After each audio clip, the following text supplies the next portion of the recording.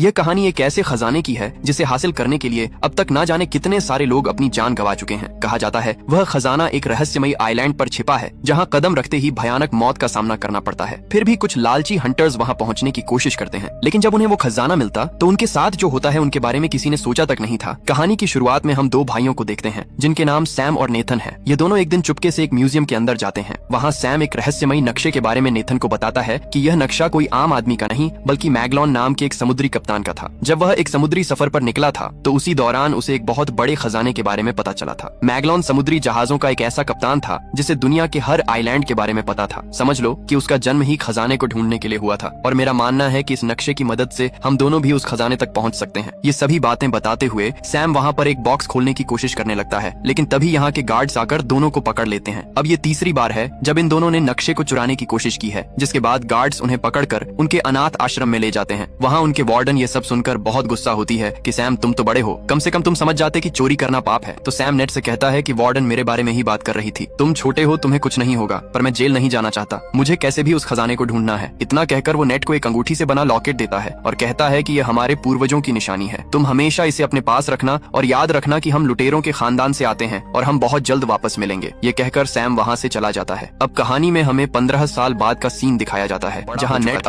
वह एक बार में काम करता है और साथ ही छोटी मोटी चोरी भी किया करता है। फिर जब एक दिन वह काम कर रहा था तो उसके पास विक्टर नाम का एक आदमी आता है और उसे कहता है कि मैं तुम्हें और तुम्हारे भाई को जानता हूँ और कुछ समय पहले हम मिलकर काम किया करते थे। लेकिन नेट इस बारे में जानने के लिए कोई दिलचस्पी नहीं लेता और विक्टर को वहाँ से जाने के लिए कह देता है, मगर विक्टर जाते जाते उसके लिए एक कार्ड छोड़कर जाता है जिसमें उसका एड्रेस लिखा हुआ था। अगले सीन में हम देखते हैं कि नेट विक्टर के घर जाता है और वहाँ पर वही मैप देखता है जिसे कई साल पहले उसने और उसके भाई ने चुराने की कोशिश की थी। तभी विक्टर भी आ जाता है और कहता है कि अगर तुम्हें पहले ही आना था तो मुझे तभी बता देते। फिर नेट कहता है कि यह तो वही मैप है जिसे ढूंढने के लिए कई लोगों ने बहुत मेहनत की और यह एक खजाने का नक्शा है। इस नक्शे के रास्ते पर बहुत लोगों ने अपनी जान गंवा दी, लेकिन उन्हें कुछ भी हासिल नहीं हुआ और मेरा मानना है कि यह एक बकवास स्टोरी है। विक्टर कहता है कि यह कोई बकवास स्टोरी नहीं है और मैं जानता हूँ कि तुम्हें और तुम्हारे भाई को इस मैप के बारे में बहुत कुछ पता है। फिर विक्टर उसे एक बुक के अंदर एक शिप की तस्वीर दिखाते हुए कहता है कि यह कोई आम शिप नहीं है बल्कि यह बहुत पुरानी है और इसकी कीमत आज के समय में लगभग 500 करोड़ है। उस शिप में बहुत खजाना भी छुपा हुआ है जिसे काफी लोगों ने मिलकर कहीं छुपा दिया था। अब नेट के पास जब इस खजाने के बारे में इतनी जानकारी थी तो विक्टर उसे कैसे जाने दे सकता था। वह उसे अपने साथ काम करने के लिए ऑफर करता है, लेकिन नेट उसकी ऑफर को रिजेक्ट कर देता है। विक्टर कहता है अगर तुम मेरा साथ दोगे तो तुम्हें तुम्हारा बड़ा भाई भी मिल सकता है। इसके बाद नेट अपना घर जाता है और अपने बड़े भाई की चीजों को देखने लगता है और फिर थोड़ी देर सोचने के बाद विक्टर के साथ काम करने के लिए राजी हो जाता है। अब अगली सुबह हम देखते हैं कि नेट विक्टर को एक क्रॉस का साइन दिखाता है और बताता है कि यह कोई क्रॉस नहीं बल्कि उस खजाने तक पहुंचने की चाबी है। विक्टर कहता है कि इसमें से एक चाबी तो उसके पास है और दूसरी चाबी हमें जल्दी चुरानी होगी। वह चाबी एक ऑक्शन कंपनी में है और वह बहुत जल्दी उस चाबी को नीलाम करने वाले हैं, पर उससे पहले हमें उस चाबी को वहाँ से चुराना होगा। अब विक्टर उस कंपनी में जाकर बहुत होशियारी से वह चाबी चुरा लेता है, लेकिन जब वह वहाँ से आ रहा था तभी ब्रैड नाम की एक लड़की वहाँ पर आती है और उसके गले पर चाकू रखकर कहती है कि यह चाबी मुझे दे दो। ये सब कुछ वह अपने बॉस के कहने पर कर रही थी और यह लड़की विक्टर की पुरानी दुश्मन भी थी। कुछ गार्ड्स वहाँ आ जाते हैं जिससे ब्रैड उन गार्ड से लड़ने लगती है। विक्टर इसी मौके का फायदा उठाता है और फौरन चाबी लेकर वहाँ से निकल जाता है। अब चाबी लेकर विक्टर और नेट दोनों बार्सिलोना के लिए निकल जाते हैं। वहाँ उन्हें फ्रेजर नाम की एक लड़की मिलती है। फ्रेजर विक्टर को पहले से जानती थी और नेट के बारे में पूछने पर विक्टर बताता है कि यह मेरा पुराना दोस्त है और यहाँ नेट को पता चलता है कि दूसरी चाबी विक्टर के पास नहीं बल्कि उस लड़की के पास है। अब नेट विक्टर से कहता है कि तुमने मुझसे बहुत बातें छुपाई हैं और झूठ भी बोला है, लेकिन जब इस बात को लेकर दोनों में बहस होने लगती है तो इसी मौके से फ्रेजर वो चाबी लेकर वहाँ से भागने लगती है। ये देखकर नेट लगता है, पर फ्रेजर भागते हुए अपनी कार में बैठकर वहाँ से निकलने की कोशिश करती है, मगर नेट उसकी गाड़ी के आगे आ जाता है और तभी विक्टर भी वहाँ आ जाता है। वो फ्रेजर से कहता है अगर तुम्हें सारा खजाना चाहिए तो ले लो, मगर यह चाबी कहाँ और कैसे लगानी है ये सिर्फ नेट को ही पता है। ये सुनने के बाद फ्रेजर उनके साथ काम करने के लिए तैयार हो जाती है। फिर नेट उन्हें बताता है कि बहुत साल पहले उन लोगों ने खजाने को चर्च में छुपाया था। इसके बाद वह तीनों चर्च में पहुंचते हैं। वहां पहुंचने के बाद नेट अपने भाई के दिए गए कार्ड्स को पढ़ता है जिससे पता चलता है कि वह सही लोकेशन पर है। इसके बाद तीनों चोरी छुपकर चर्च के बेसमेंट में पहुंचते हैं जहां उन्हें चाबी लगाने की जगह भी मिल जाती है। वह जगह एक स्टैचू के नीचे थी, लेकिन अब उन्हें यह नहीं पता कि चाबी को किस डायरेक्शन पर घुमाना है। तभी विक्टर बुक में पढ़ते हुए कहता है कि दोनों चाबियां क्लॉकवाइज घुमानी है और ऐसा करते ही स्टैचू में से कुछ तीर निकलते हैं, मगर किसी को कोई नुकसान नहीं होता। इसके बाद दोबारा रिस्क लेते हुए नेट और फ्रेजर चाबियां एंटी क्लॉकवाइज घुमाते हैं, जिससे स्टैचू के पीछे से एक खुफिया रास्ता निकलता है जो एक गुफा की ओर जा रहा था। फिर नेट विक्टर से कहता है कि हमें सिर्फ इस रास्ते से नहीं बल्कि दो अलग होगा। मैं और फ्रेजर एक रास्ते से जाएंगे और तुम अलग रास्ते से जाओगे। इसके बाद नेट और विक्टर अपने फोन को जीपीएस से कनेक्ट कर लेते हैं और फिर नेट और फ्रेजर एक रास्ते से जाते हैं और विक्टर दूसरे रास्ते से आगे बढ़ने लगता है। अब वहाँ से आगे बढ़ते हुए नेट और फ्रेजर एक बार में पहुँचते हैं। वहाँ एक और और सीक्रेट रास्ता था जिसके बारे में कोई नहीं जानता था। पर जैसे ही उस रास्ते पर जाने लगते हैं तभी कुछ लोग उन पर अटैक कर देते हैं। नेट एक आदमी को रोकने के लिए फाइट करता है और फ्रेजर रास्ता खोलने की कोशिश करती है और दरवाजा खुलते ही नेट और फ्रेजर उस रास्ते से भाग जाते हैं। अंदर जाने के बाद अब उन्हें तीसरा दरवाजा नजर आता है जो उसी क्रॉस वाली चाबी से खुल सकता था। फ्रेजर उस दरवाजे को खोलने के लिए जैसे ही चाबी डालती है तो वहाँ पानी भरना शुरू हो जाता है, क्योंकि इस दरवाजे को खोलने के लिए पहले दूसरे दरवाजे पर चाबी लगाकर उसे खोलना होगा जिसे सिर्फ विक्टर ही खोल सकता था। इधर विक्टर दूसरी साइड वाले दरवाजे को खोलने की कोशिश कर रहा था, पर तभी वहाँ पर वही लड़की आ जाती है जिसने पहले भी विक्टर पर अटैक किया था। अब उन दोनों में जबरदस्त लड़ाई शुरू होती है। वहीं दूसरी तरफ नेट और फ्रेजर पानी में फंसकर बेहोश होने वाले थे, पर विक्टर उस लड़की को मारकर बेहोश कर देता है और जल्दी से चाबी लगा देता है। इससे दूसरा दरवाजा भी खुल जाता है जिससे नेट और फ्रेजर बचते हुए उस दरवाजे से बाहर आ जाते हैं। अब बारी थी आखिरी दरवाजे पर जाने की, लेकिन किसी को भी यह नहीं पता था कि वह दरवाजा कैसे खोलना है। विक्टर बाहर खड़ा एक होल से उन्हें देख रहा था, पर नेट अपना दिमाग का इस्तेमाल करता है और फ्रेजर से कहता है कि जाओ और विक्टर से दूसरी चाबी लेकर आओ। लेकिन विक्टर उन पर विश्वास नहीं करता और चाबी देने से इनकार कर देता है। पर थोड़ी देर बाद विक्टर चाबी दे देता है क्योंकि उसके पास कोई और ऑप्शन नहीं था। नेट जब उन दोनों चाबी को मर्ज करता है तो वही सिंबल बन जाता है जो उस दरवाजे पर था और इसी के जरिए वह उस दरवाजे को भी खोल देते हैं। इसके बाद जब वह उस दरवाजे के अंदर एंटर होते हैं तो उन्हें 3 बड़े बड़े पोर्ट्स दिखाई देते हैं। दूसरी तरफ विक्टर नेट से बार बार पूछ रहा था कि खजाना मिला या नहीं। इधर नेट फ्रेजर को ऊपर करता है यह देखने के लिए कि उन पोर्ट्स में क्या है। फ्रेजर देखती है कि उन पोर्ट्स में बहुत सारा नमक है, जिसका मतलब यहाँ पर कोई भी खजाना नहीं है। तभी तीनों पोर्ट्स अचानक टूट जाते हैं और वह देखते हैं कि उनमें से एक नक्शा निकला है। यही नक्शा उस खजाने तक जाने का असली जरिया था। अब नेट जब उस नक्शे को देख रहा था तभी फ्रेजर उस पर गन पॉइंट कर देती है और कहती है, तुम्हें क्या लगा, विक्टर ने तुम्हें सब कुछ सच बताया था। ये कहकर वो उसे गन से मारकर बेहोश कर देती है और उस नक्शे के साथ उन चाबियों को भी लेकर चली जाती है। इसके बाद विक्टर नेट के पास आकर देखता है कि वह बेहोश है और जब उसे होश आता है तो उन्हें पता चलता है कि फ्रेजर उन्हें धोखा देकर भाग चुकी है। नेट विक्टर से पूछता है कि मेरा भाई कहाँ पर है और तुमने मुझसे क्या छुपाया है। तो विक्टर बताता है कि मैं और तुम्हारा भाई बहुत साल पहले खजाना ढूंढने के लिए निकले थे, पर उससे पहले हमें एक किताब चुरानी थी और वह किताब हमने चुरा भी ली। लेकिन जब वापस आ रहे थे तो मोरका के लोगों ने हम पर अटैक कर दिया और फायरिंग के दौरान तुम्हारे भाई को गोली लगी जिससे वहीं पर उसकी मौत हो गई। ये सुनकर नेट बहुत दुखी होकर रोने लगता है और विक्टर से कहता है कि तुमने मेरे भाई को मरने के लिए वहाँ पर छोड़ दिया था और अब दोबारा उस खजाने तक पहुँचने के लिए तुम मेरा इस्तेमाल कर रहे हो। विक्टर कहता है कि हाँ, मैं मानता हूँ कि मैंने झूठ बोला, मगर तुम्हारा भाई भी यही चाहता था कि उसके मरने के बाद तुम उसकी आखिरी इच्छा पूरी करो। ये सुनकर नेट कहता है कि ठीक है, मैं उस खजाने तक अपने भाई के लिए जरूर जाऊंगा, लेकिन अब हमारे रास्ते अलग होंगे। वहीं हम फ्रेजर को ब्रैड और उसके बॉस के साथ देखते हैं, यानी कि फ्रेजर इन दोनों के लिए काम कर रही थी। अब वहाँ ब्रैड का बॉस उसे कहता है कि आज के बाद तुम फ्रेजर के अंडर काम करोगी। इसके बाद वह अपनी पूरी टीम को लेकर खजाने की तलाश में प्लेन में बैठकर निकल जाते हैं और साथ ही सारे जरूरी सामान भी ले जाते हैं। अब प्लेन में बैठा ब्रैड का बॉस सबसे कहता है कि यह खजाना मेरा ही था और कई साल पहले मेरे खानदान से गुम हो गया था। तभी ब्रैड अचानक ने बॉस का गला काट देती है जिससे बॉस वहीं पर मर जाता है। लेकिन यह देखकर फ्रेजर समझ जाती है कि अब ब्रैड उसे भी मार सकती है, इसलिए वह चुपके से वहाँ से निकल जाती है और प्लेन के अंदर एक कार में छिप जाती है। लेकिन ब्रैड ये समझ जाती है कि फ्रेजर कहीं छुपी हुई है, इसलिए वह अपने आदमियों से फ्रेजर को ढूंढकर गोली मार देने के लिए कहती है। अब ये लोग जब फ्रेजर को ढूंढ रहे थे तभी हम नेट और विक्टर को देखते हैं जो कार के डिक्की में छुपकर प्लेन में आ गए थे। अब जब सभी लोग फ्रेजर को ढूंढ रहे थे तो इस बात का फायदा उठाकर नेट और विक्टर उस नक्शे को ढूंढ लेते हैं। तभी ब्रैड और फ्रेजर के बीच फायरिंग शुरू हो जाती है और दोनों बस किसी तरह एक दूसरे को खत्म करने की कोशिश करने लगते हैं। तभी विक्टर नेट से कहता है कि हमें नक्शा मिल चुका है, इसीलिए हमें जल्दी पैराशूट लेकर निकल जाना चाहिए। इसके बाद विक्टर पैराशूट लेकर नीचे कूद जाता है, पर नेट वहीं रुक जाता है और ब्रैड से कहता है कि तुमने मेरे भाई को मारा था। लेकिन नेट ने पहले ही वहाँ रखे सभी कार्गो में पैराशूट अटैच कर दिया था ताकि वह इन सभी को मारने में कामयाब हो सके। और जैसे ही ब्रैड अपने लोगों को उस पर अटैक करने का आर्डर देती है तभी नेट कार्गो में लगे पैराशूट को खोल देता है। इससे प्लेन में सभी लोगों का बैलेंस बिगड़ जाता है और वह नीचे गिरने लगते हैं। लेकिन ब्रैड के लोग फायरिंग करना जारी रखते हैं, जिस दौरान नेट का पैर सामान में लगी बेल्ट में फंस जाता है, जिससे वह उन सामानों के साथ बाहर हवा में उड़ने लगता है। लेकिन वह काफी मुश्किलों के बाद दोबारा प्लेन में आने की कोशिश करने लगता है। दूसरी तरफ हम फ्रेजर को देखते हैं जो एक कार लेकर प्लेन से जंप मारने वाली होती है। तभी सामने नेट आ जाता है जिससे उसके साथ कार टकरा जाती है और अब कार के साथ नेट भी नीचे गिरने लगता है। अब नीचे गिरते समय फ्रेजर नेट से कहती है कि जल्दी से पैराशूट खोलो, लेकिन नेट तो कोई पैराशूट लिया ही नहीं था। तभी नेट को एक आइडिया आता है और वह जल्दी से एक कार्गो के पैराशूट को ओपन करता है और उसके जरिए दोनों समुद्र में जाकर गिरते हैं, जिससे दोनों की जान बच जाती है। इसके बाद दोनों किसी तरह एक बीच पर पहुंचते हैं और फिर वहाँ एक होटल में ठहरते हैं। होटल में दोनों उस नक्शे को समझने की कोशिश करते हैं, लेकिन फ्रेजर को कुछ समझ नहीं आ रहा था, इसलिए वह थक कर सो जाती है। नेट पूरी रात मेहनत करता है और नक्शे को समझकर कुछ नोट्स और एक प्लान भी बना लेता है। अगली सुबह जब फ्रेजर उठती है तो वह देखती है कि नेट ने उस नक्शे को समझकर नोट बना लिया है, इसीलिए वह चालाकी से उस नोट को लेकर अकेले ही खजाने के लिए निकल जाती है। फिर जब नेट नींद से उठकर देखता है कि नोट गायब है तो वह मुस्कुराने लगता है। दरअसल नेट ने फ्रेजर की चालाकी समझ ली थी, इसलिए रात में ही उसने एक गलत लोकेशन वाला नोट बनाकर टेबल पर रख दिया और असली नोट दूसरी जगह छुपा छुपा दिया था। अगले सीन में हम देखते हैं कि नेट एक बोट लेकर उस लोकेशन पर पहुंचता है जो एक आइलैंड की गुफा में थी। वहीं दूसरी तरफ ब्रैड भी नेट पर नजर रखी हुई थी, लेकिन नेट को इस बारे में पता नहीं था। वह एक जगह जाकर पानी में जंप लगाकर स्विमिंग पूल तक पहुंच जाता है। वहाँ पर दो बहुत बड़े बड़े जहाज होते हैं जिनको ढूंढने के लिए अब तक न जाने कितने लोगों ने अपनी जान गंवाई है। इसके बाद जब वह जहाज के अंदर जाता है तो उसे वहाँ पर बहुत सारा सोना मिलता है, लेकिन तभी पीछे से विक्टर आ जाता है, जिसे देखकर नेट हैरान हो जाता है कि तुम यहाँ पर कैसे आ गए। विक्टर कहता है कि क्या तुम भूल गए, तुमने ही तो मुझे अपनी जीपीएस से कनेक्ट किया था। इसके बाद दोनों मिलकर खजाने को देखने लगते हैं। तभी वहाँ पर ब्रैड अपने लोगों के साथ पहुंच जाती है। यह देखकर नेट और विक्टर जहाज के अंदर एक जगह पर छुप जाते हैं। इसके बाद ब्रैड अपनी टीम को बुलाती है और कहती है कि हम इस खजाने के साथ साथ इन जहाजों को भी प्लेन के जरिए ले जाएंगे, क्योंकि वह यह बात जानती थी कि उन खजानों के साथ इन जहाजों की कीमत भी करोड़ों में है। अब विक्टर और नेट भी जहाज से बाहर आते हैं और एक प्लान बनाते हैं कि कैसे इन जहाजों को ब्रैड के कब्जे से छुड़ाएंगे। इसके बाद वो जहाज के ऊपर जाते हैं और वहाँ ब्रैड के गार्ड से लड़ाई करने लगते हैं और कुछ ही समय के अंदर दोनों मिलकर सभी गार्ड्स को मारकर नीचे पानी में फेंक देते हैं। इसके बाद विक्टर एक हेलीकॉप्टर पर भी कब्जा कर लेता है। वहीं ब्रैड सब कुछ देख लेती है और दूसरे जहाज से हमला कराती है, लेकिन विक्टर हेलीकॉप्टर तेजी से उड़ाता है, पर ब्रैड तो उसके पीछे ही पड़ गई थी। इसके बाद ब्रैड के लोग नेट के जहाज पर आ जाते हैं और उससे लड़ाई करने लगते हैं। वहीं ब्रैड सामने से आकर टकराने ही वाली थी कि नेट एक पुराने तोप से ब्रैड के हेलीकॉप्टर पर अटैक कर देता है, जिससे हेलीकॉप्टर ब्लास्ट हो जाती है और तभी उसका जहाज एक पहाड़ से टकरा जाता है, जिससे खजाने से भरी जहाज भी तबाह हो जाती है। लेकिन इससे पहले ब्रैड वहाँ से कूदकर नेट की जहाज में आकर बच जाती है। फिर वह नेट से कहती है कि जो मेरा नहीं हो सका वह किसी का भी नहीं हो सकता। इतना कहकर वह समुद्र में जंजीर डाल देती है। इससे अब शिप और हेलीकॉप्टर आगे नहीं बढ़ पाते, अटक जाते हैं। इसी हड़बड़ी में विक्टर का सोने से भरा हुआ बैग बाहर लटक जाता है। तभी वह हेलीकॉप्टर को ऑटो पायलट करके बैग बचाने जाता है। दूसरी तरफ नेट और ब्रैड के बीच लड़ाई होने लगती है, लेकिन नेट किसी तरह उसकी चंगुल से बचते हुए हेलीकॉप्टर पर चढ़ने की कोशिश करता है। उसके पीछे ब्रैड भी चढ़ रही होती है। तभी विक्टर अपने सोने का बैग उस पर मार देता है, जिससे ब्रैड सीधे पानी में जा गिरती है। वहीं जहाज जिस रस्सी से लटकी हुई थी वो भी अब टूटने वाली होती है, लेकिन इससे पहले विक्टर नेट को ऊपर खींच लेता है और तभी जहाज की रस्सी टूटकर वो सीधे जाकर ब्रैड के ऊपर गिरती है, जिससे वहीं पर उसकी मौत हो जाती है। लेकिन यह जहाज पानी में गिरकर तैरने लगती है, जो देखकर नेट विक्टर से कहता है कि हम यह खजाना अभी भी हासिल कर सकते हैं। लेकिन विक्टर मना करता है कि अब यह सारा सोना गवर्नमेंट का हो चुका है और वह लोग यह लेने के लिए यहाँ कभी भी आ सकते हैं। जिसके बाद विक्टर दुखी होकर हेलीकॉप्टर चलाने लगता है। तभी नेट उसे कहता है कि दुखी मत हो दोस्त, खजाना हमारे हाथ से गया तो क्या हुआ, लेकिन यह सोना हमारा है। यह कहकर वह कुछ सोना अपनी पॉकेट से निकालता है, जो देखकर विक्टर बहुत खुश हो जाता है। इसके बाद दोनों खुशी खुशी वहाँ से जाने लगते हैं। लेकिन तभी हम देखते हैं कि एक बोट नेट और विक्टर का पीछा कर रही है, जिसे चलाने वाला कोई और नहीं बल्कि फ्रेजर ही है, जिसे नेट ने होटल में चकमा दिया था। इसके बाद कहानी के आखिर में हम नेट के भाई को देखते हैं, जो एक जेल में कैद था और अभी भी जिंदा था। और इसी सीन के साथ यह कहानी यहीं पर खत्म हो जाती है।